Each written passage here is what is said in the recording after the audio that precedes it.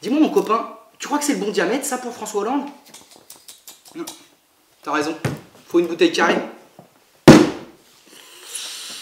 Ouais, mais c'est mérité aussi. Hein. Bonjour tristesse, vous êtes bien dans le pays où le ministre de l'Emploi dit qu'il faut mieux fliquer les chômeurs pour que le chômage recule. Encore un qui vit dans sa putain de bulle. Pour ton enterrement, on va embaucher une troupe d'enfants de cœur nuls pour entonner un requiem dont les seules paroles seront « On t'encule ». Vu ton âge, vivement la prochaine canicule. On est la 38e semaine de l'année et cette semaine j'ai croisé le big boss final des beaufs de France. Le mec s'était quand même fait tatouer le crocodile Lacoste sur le pectoral. Oh, j'ai cherché un objet contendant pour l'achever le mec. Mais vous valez pas mieux avec vos tests de cuisse sur Facebook. Arrêtez ça tout de suite. Le seul test valable là-dedans c'est de savoir qui sera assez con pour le faire. Respectez-vous. Arrêtez tout. Alors on va commencer donc avec le ministre de l'Emploi, la rep sa mère ou je sais pas quoi son nom, qui pense qu'une des causes du chômage c'est les fraudes aux allocations chômage. Oh putain, t'approches pas trop de près de moi mon copain parce que tu vas prendre un coup de pied fusé dans les chicots, ça va baver sec, mes orteils ils auront l'impression d'avoir croisé une femme fontaine, d'accord? Et tu veux pas plutôt réformer le pôle emploi là? Parce que putain, là-bas c'est l'armée du salut, quand t'arrives là-bas, tu tombes sur des gens, ils sont comme ça avec un filet de bave, vous venez pourquoi? Mais je viens pour faire de l'escalade, la pauvre conne, hein, putain, mais de toute manière s'ils étaient si bons que ça pour trouver des emplois, ceux-là, eh ben ils travailleraient pas là, bordel de merde, hein? Alors, propose plutôt d'autres alternatives à un rep sa mère, parce que sinon c'est pas compliqué, on va te faire vieillir, on va te rajouter des rides au cutter, même si le temps fait déjà bien son boulot. Alors également, cette semaine, il y avait François Hollande. Oh, lui, il était dans une petite forme, hein, parce qu'il y a Valérie Trierweiler, son ex, qui a sorti un bouquin au bicarbonate de soude pour l'achever. Il paraît que quand il a appris qu'il y avait un bouquin d'elle qui sortait, il est devenu violet, le mec. Hein. Tête de gland gelé, on m'a dit. Bah, c'est ce qu'on m'a dit. Alors, il paraîtrait qu'il appelle les pauvres les sans-dents. Alors écoute-moi bien François là, putain, parce que toi tu me fais trembloter, hein, tu vas voir les sans-dents, on va venir t'arracher les tiennes au tire-bouchon mon copain, hein, on va se les fixer à la colle à viande comme des bons prolos, tu vas voir. Et de toute manière, moi je préfère être pauvre qu'avoir ta putain de sale gueule, d'accord? Si t'avais pas été riche et puissant mon copain, la seule chose que t'aurais fourré dans ta vie, c'est le puits de pierre feuille ciseaux. Fous-le-toi dans le crâne. Je me rappelle, de toute manière, t'as dit j'ai une immunité donc j'attaquerai personne en justice, etc.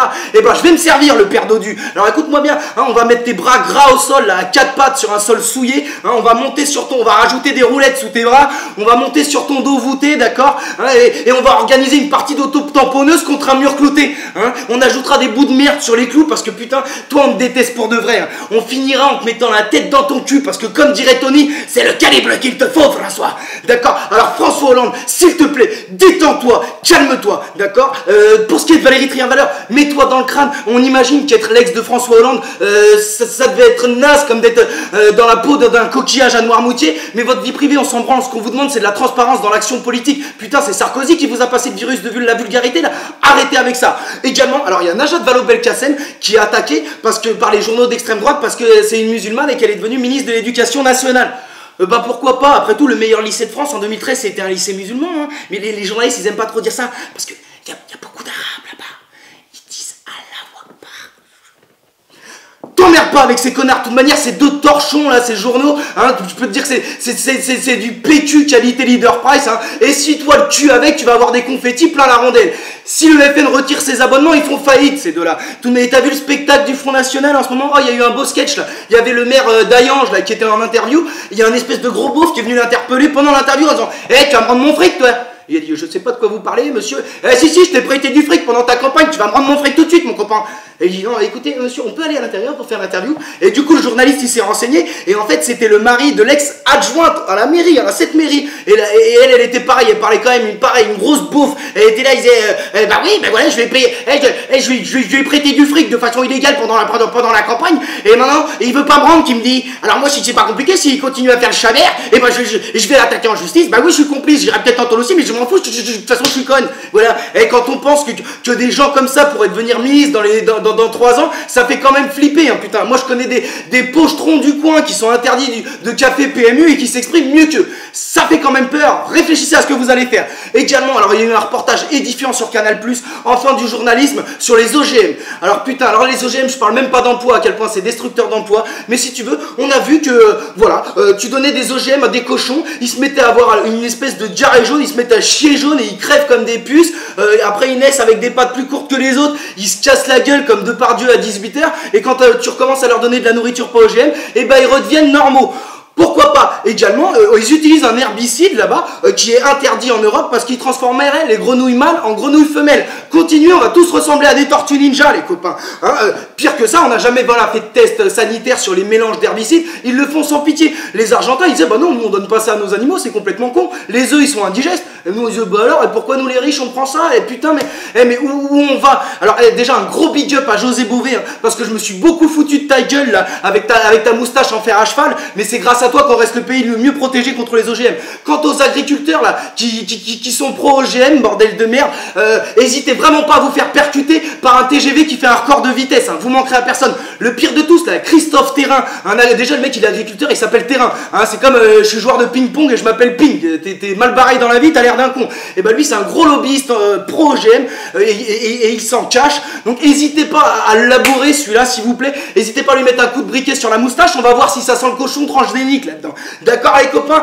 Et aussi, il y a deux traités là, donc le TAFTA et le TTIP, il faut absolument en faire des enjeux électoraux parce que c'est beaucoup fait pour faire en sorte que les OGM soient importés avec plus de facilité. Alors il faut absolument bloquer ça parce que de toute manière, voilà, on va encore arriver à un nivellement injuste de la société où les seuls qui pourront se payer des aliments bio, ce sera les riches et les pauvres, bah vas-y, mais t'es pauvre, de toute façon, vas-y, mange de la merde, la crève, qu'est-ce que tu viens faire là? Bon, merci à ces journalistes-là, mais pour les autres journalistes, hein, que ce soit pour l'écologie, pour ceux qui sont au niveau sanitaire, mais putain, vous participez à rendre possible notre absence de réaction, ok? Alors qu'on est en train de mettre un processus inéluctable d'extinction de notre espèce. De toute manière, ce sera bien mérité. On est que des blaireaux, belle leçon divine. Enfin, il y a l'OCDE, hein, donc qui a déclaré que le système éducatif français, eh ben, il était anachronique, trop académique et trop inégalitaire. Bah ouais, mais franchement, mais t'as vu comment, ne serait-ce comment on apprend les langues en France? Putain, mais moi j'ai fait 9 ans d'allemand, la seule chose que j'ai retenue c'est Hallihallo Hallel, Navigate, Wie steht's, alles im grünen Bereich, alles Paletti.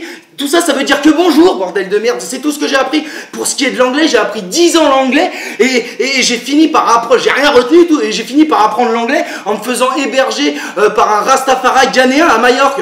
Putain, mais ça n'a ni queue ni boule cette affaire. Comment vous voulez qu'on joue au billard linguistique avec cet enseignement? Vous avez déjà entendu les présidents de la France parler anglais?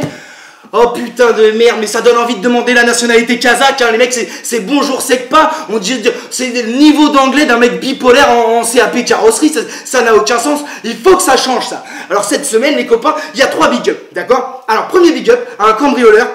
Et cambrioler une maison, tranquillou, il a oublié ses papiers d'identité sur place. Bon, et ça c'est le côte à côte au rêve des cambrioleurs. Faut pas l'attaquer en justice, faut pas porter plainte. C'est pas correct, hein. C'est pas correct ça les copains. Également, alors cette semaine, il y a eu des médecins qui ont retiré d'une corps d'une femme un fœtus mort depuis 36 ans. Bon, désolé pour les traces de vomi sur vos vêtements les copains, mais vous êtes toujours là à vous plaindre. Ouais, voilà, je suis trop pauvre, je sais pas quoi faire de ma vie, j'ai un cancer en phase terminale. Bah tu pourrais être un fœtus mort depuis 36 ans mon copain. Alors arrête un peu de te plaindre, hein. Enfin, sur le Tour d'Espagne, il y a eu un cycliste, il a fait une chute, son vélo il a continué à tourner comme ça par terre, parce qu'il y avait un moteur dedans, il courait derrière son vélo comme un connard. Eh putain, mais c'est vraiment un sport d'escroc. Je sais pas comment vous faites pour regarder ça. Alors, pour finir, y a Danette qui a fait une pub là où on voit des blancs qui mangent des danettes au ski et des noirs déguisés en animaux qui mangent des danettes.